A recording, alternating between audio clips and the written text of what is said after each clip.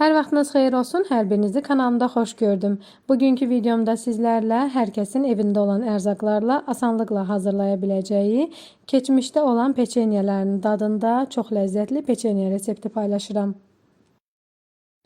Xəmiri hazırlayacağım qabın içərisinə 2 ədəd yumurta əlavə edirəm. Nəzərinizə çatdırım ki, yumurtalardan birinin sarısını peçenyələrin üzəri üçün ayırıram. Yumurtanın üzərinə 1 stəkan şəkər tozu və 1 paket vanil əlavə edib mikserlə ağarıb artana qədər qarışdırıram.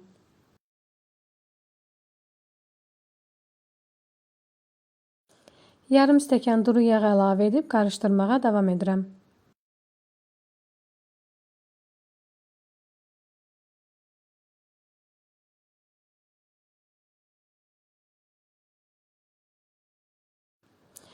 Bir stəkan qatığın üzərinə 1 çay qaşığı yarım soda əlavə edib qarışdırdıqdan sonra yumurtalı qarışığın üzərinə əlavə edib mikserlə qarışdırıram.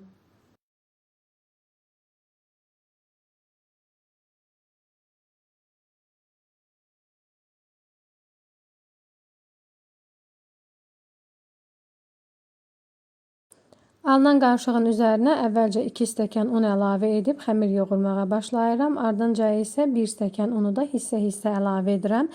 Nəzərinizə çatdırım ki, ümumilikdə bu xəmir üçün 3 stəkan undan istifadə etdim və alınan xəmir ələ yapışan olur.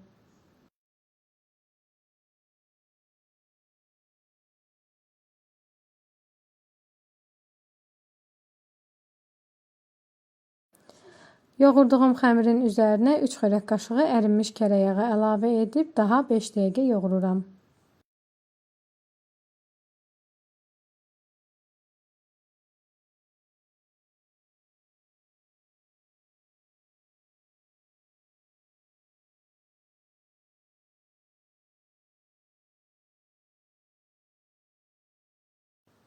Xəmir əlimə yapışmasın deyə əlimi azca yağlayıram və peçenyelərə forma verirəm.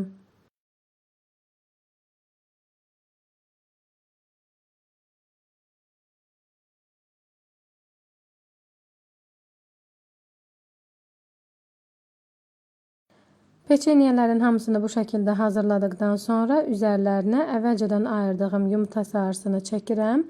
Üzərindən isə qoz ləpəsi qoyub və şəkər tozu səpirəm.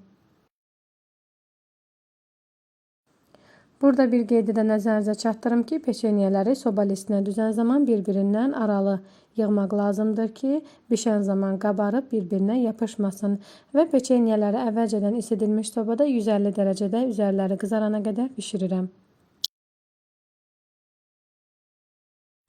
Gördüyünüz kimi peçenyeləri artıq sobadan çıxarmışam. Üzəri və alt hissəsi çox gözəl qızarıb. Üzərləri xırt-xırtdır, içərisi isə yup-yumşaqdır.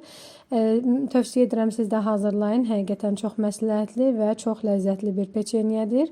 Bəyəndinizsə videonun altındakı bəyən düyməsinə basmağı və kanalıma abunə olub paylaşmağı unutmayın. Sağ olun, yeni videolarda görüşənədək.